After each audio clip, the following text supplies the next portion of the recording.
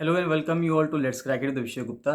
तो guys video को पूरा देखिए, एंड तक वीडियो को देखिएगा। इसमें सब चीज़ें बताई गई हैं, बहुत अच्छे से आपको समझाया गया है, तो आप इसको पूरा अंत तक जरूर देखिएगा। जो भी आपको डाउट आता है, कोई इसमें अगर सजेशन है, फीडबैक है, तो उसको कमेंट सेक्शन में कमेंट करके जरूर बताइएगा। चैनल को सब्सक्राइब जरूर कर दीजिएगा अगर आपने चैनल को सब्सक्राइब नहीं किया है यूट्यूब पे। और टेलीग्राम का लिंक आपको वीडियो के डिस्क्रिप्शन में मिल जाएगा, तो टेलीग्राम को जरूर ज्वाइन करिए। फ्री टेलीग्राम चैनल है, उसको ज्वाइन करना बहुत ज़रूरी है। सारे अपडेट्स वहीं पे आते हैं, सब चीज़ें वहीं पे मिलती हैं, तो उसको ज्वाइन करना बहुत बहुत ज़्यादा ज़रूरी है। कोई भी डाउट है, कोई भी फीडबैक है, तो उसको कमेंट सेक्शन में कमेंट करके जरूर बताइएगा। हेलो गाइस, तो स्वागत है आपका 5 बजे 5 MCQ सीरीज़ में। और कल आपसे एक सवाल पूछा गया था, बायोलॉजी का सवाल पूछा गया था एक, कि लास्ट में आपसे एक क्वेश्चन ही पूछा गया था कि जो हमारे टीथ के डिसऑर्डर्स होते हैं, दांतों में जो हमें दिक्कतें आती हैं, वो किस एलिमेंट की वजह से आती हैं। क्लोरीन, ब्रोमीन, फ्लोरीन, और ऐसे करके आपको 4 ऑप्शंस दिए गए थे। तो सही सही जवाब है फ्लोराइड या फ्लोरीन। तो फ्लोराइड जो होता है वो हमारे दांतों को ख़राब करता है। तो चलिए आज देखते हैं, आज के क्वेश्चंस देखते हैं। आज की बारी है इन्वायरमेंट इकोलॉजी की, तो इन्वायरमेंट से क्वेश्चंस देखते हैं।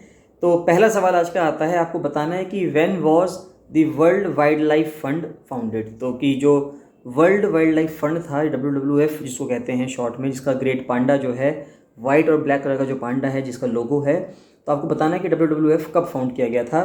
ये WWF वो फाइटिंग वाला नहीं है, ये WWF वाइल्ड लाइफ से रिलेटेड है। तो इसको कब फाउंड किया गया था ये आपको बताना है। आपके ऑप्शंस हैं 1969 में, 1992 में, 1961 में या 1965 में। तो 4 ऑप्शन आपके पास, इसका सही जवाब है 1961 में।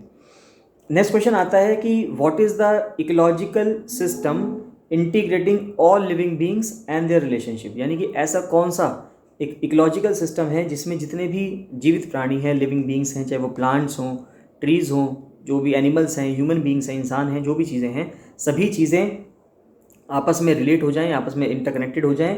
और उनके रिलेशनशिप को कौन बताता है? टोटल वाइल्ड लाइफ बताती है, बायोस्फीयर बताता है यानी कि जिसको जैव मंडल बोलते हैं, लिथोस्फीयर बताता है जिसको स्थल मंडल बोलते हैं, या हाइड्रोस्फीयर बताता है जिसको जल मंडल बोलते हैं। तो उसका सही जवाब है जैव मंडल यानी कि बायोस्फीयर।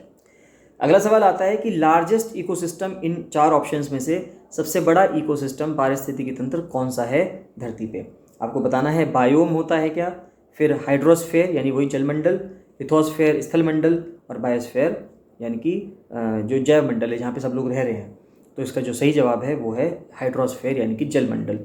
आप देख सकते हैं कि हाइड्रोस्फीयर सबसे बड़ा है क्योंकि धरती पे लगभग 70% समुद्र है, 70% पानी जो है वो समुद्र के थ्रू और महासागर के थ्रू पानी आता है। तो इसलिए हाइड्रोस्फीयर या जलमंडल जो है वो धरती पे सबसे ज़्यादा विशाल है, सबसे ज़्यादा बड़ा है। उसके बाद जो आपका अगला सवाल आता है वो ये आता है कि किस रीज़न के वजह से ये बहुत ज़रूरी है, it is necessary to secure a large area for forest, कि जंगलों का एक बहुत बड़ा एरिया होना चाहिए, ऐसा क्यों है। इसके 4 ऑप्शंस आपके सामने। पहला ऑप्शन है एब्जॉर्प्शन ऑफ कार्बन डाइऑक्साइड, जिससे कि CO2 को हम एब्जॉर्ब कर सकें। दूसरा ऑप्शन आता है कंजर्वेशन ऑफ वाइल्ड लाइफ को बचा सकें, उसका संरक्षण कर सकें। तीसरा ऑप्शन है मोर रेन, ज़्यादा से ज़्यादा बारिश हो सके। और चौथा ऑप्शन है इकोलॉजिकल बैलेंस, यानी कि पारिस्थितिकी तंत्र का एक जो बैलेंस है उसको बना के रख सकें। तो सिंपल सी बात है, सही आंसर ये इकोलॉजिकल बैलेंस इसका सही आंसर होगा कि इकोलॉजिकल बैलेंस हमारा मेंटेन रहना चाहिए। उसके बाद जो अगला क्वेश्चन आता है कि soil is eroded heavily due to deforestation. सबको पता है जब हम पेड़ काटते हैं, पेड़ों का कटान हो रहा है, डिफॉरेस्टेशन हो रहा है, उसकी वजह से मिट्टी भी बहुत तेज़ी से बह जाती है। जो हमारी टॉप फर्टाइल सॉइल होती है जिससे खेती अच्छे से हो सकती है, पेड़ पौधे उगते हैं, वो बह जाती है। तो अब क्वेश्चन ये है कि which of the following is badly affected by these causes. अगर मिट्टी बह जाती है तो उसकी वजह से किस चीज़ में दिक्कतें आती हैं।